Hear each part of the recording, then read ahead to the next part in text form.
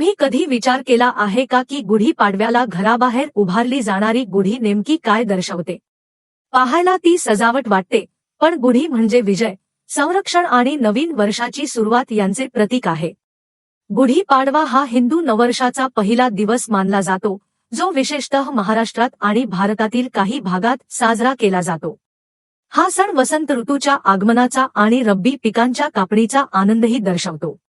परंपरेनुसार याच दिवशी भगवान ब्रह्मांनी सृष्टीची निर्मिती सुरू केली, जेव्हा वेळेची सुरुवात झाली आणि जीवनाची पहिली पायरी पडली.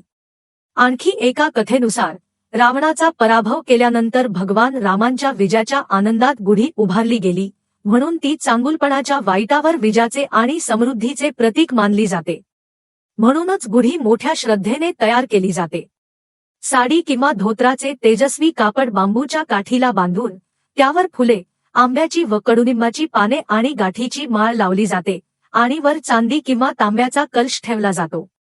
या दिवशी लोक सकाळी लवकर उठतात, घर सजवतात, पुरणपोळी आणि श्रीखंड बनवतात, मंदिरात जातात आणि नवीन वर्षाचे स्वागत आनंदाने करतात.